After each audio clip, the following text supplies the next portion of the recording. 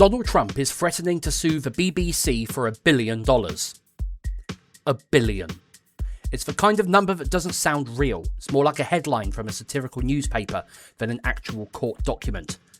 But here we are.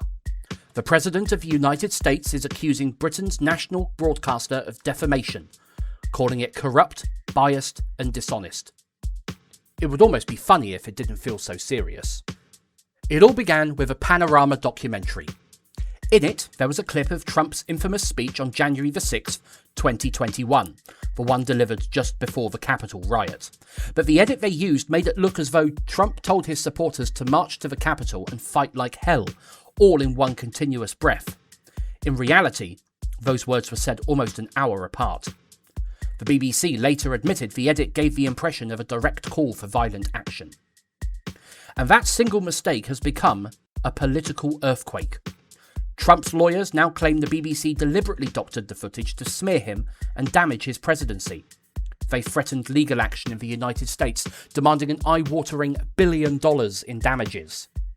Let's pause on that for a moment, because this isn't just another Donald Trump tantrum. This has teeth. Not legally, perhaps, but politically. Trump doesn't need to win in court. He just needs to feed the story. He needs to tell his supporters, see, even the BBC, the grand old bastion of British fairness, is corrupt. They're all against us. And that's the danger.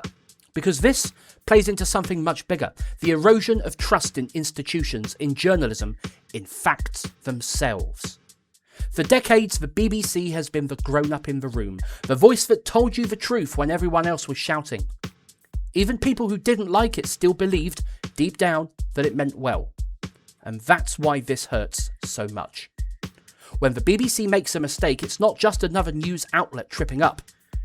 It's like the referee dropping the whistle. Now, Donald Trump's claim is legally flimsy. In American law, public figures like him have an almost impossible task in defamation cases. They must prove actual malice, that the broadcaster knew something was false or didn't care about the truth. And the BBC, operating under British jurisdiction, could easily argue the US courts have no standing anyway. But that's beside the point. This isn't a legal war, it's psychological warfare. Here's what I think. I think that the BBC absolutely failed here. Not in some grand conspiracy way, but in something more ordinary and therefore more troubling. Complacency. Somewhere between the producers, editors and executives, someone forgot the first rule of journalism. Context is everything. You can't cut reality into neat little shapes that fit your story better. That's not storytelling. That's distortion. And I don't believe anyone at the BBC set out to deliberately mislead viewers. But intent doesn't matter here. The effect does. The BBC's audience isn't just British. It is global. Billions of people rely on it to tell the truth, cleanly and calmly. And when you betray that, even by accident, it reverberates everywhere. But here's where I think it gets complicated. The BBC has been under siege for years. Every government since Tony Blair has had a go at clipping its wings. The right accuses it of liberal bias. The left accuses it of establishment bias. And now the President of the United States is joining the chorus. The pressure on that newsroom must be enormous. Everyone watching, everyone waiting for you to slip. And then inevitably, you do. Still, none of that excuses it.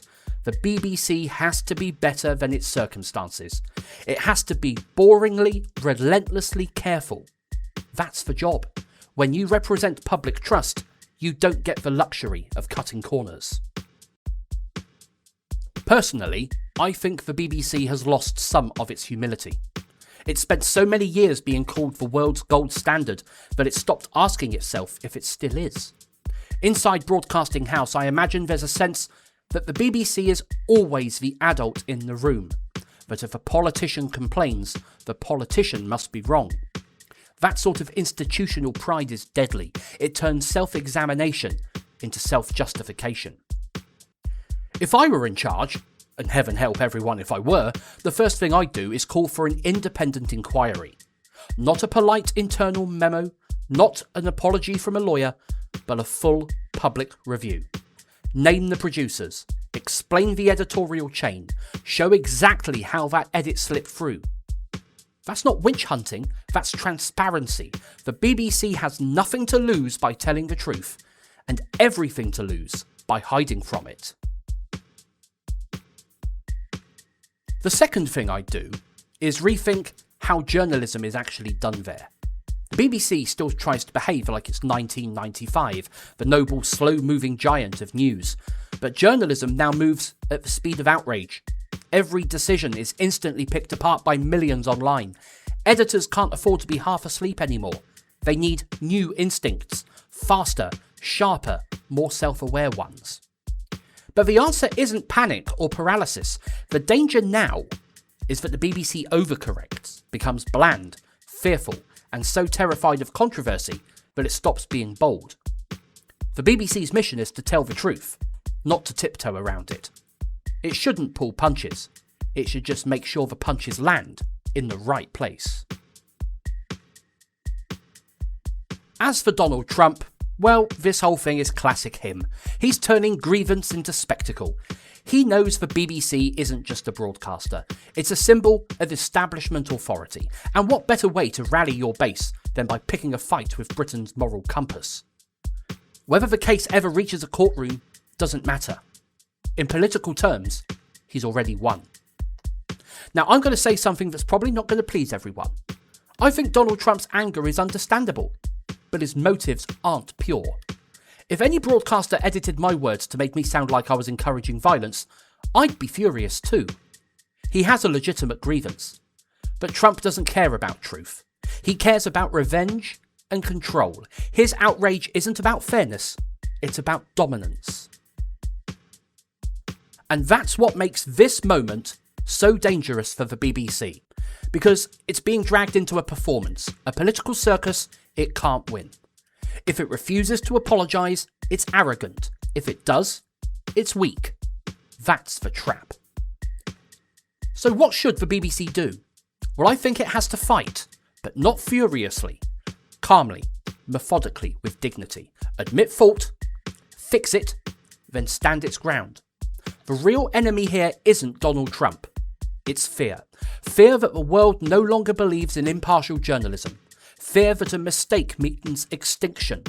Fear that truth itself doesn't matter anymore.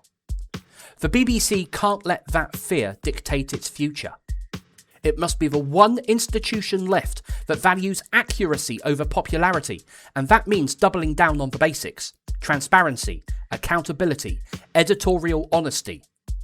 The BBC doesn't need to shout to be trusted, it just needs to stop whispering when it's wrong. And if I sound defensive of it, well, it's because I still believe in it. The BBC is one of the few things that still connects us to a sense of collective reality. The idea that facts are shared, not sold. It's flawed, it's bureaucratic, it's occasionally self-satisfied. But the alternative is a world where every truth has a side. And once that happens, there's no coming back. This lawsuit, or the threat of one, could be a turning point. It could push the BBC to rediscover its backbone. To remember that it doesn't serve governments, parties or presidents. It serves people. And serving people sometimes means saying, yes, we got this wrong, but no, we're not your enemy. The BBC doesn't need to be perfect. It just needs to be honest. Because in an age where politics rewards dishonesty, simple honesty might be the most radical act yet. And that's the strange thing about this story. Trump wants to make it about him, his fight, his image, his $1 billion. But really, it's about us. Do we still want news that's careful, dull, fair, and sometimes awkwardly truthful? Or do we just want whatever story flatters our tribe? If the BBC can stand up now, admit its flaws, face the noise, and still hold to the truth, then maybe it can remind the rest of us what integrity looks like. Because the world doesn't need a perfect broadcaster. It needs one brave enough to tell the truth, even when everyone's shouting at it. You've been listening to the TV Live podcast. I'm Rob Francis.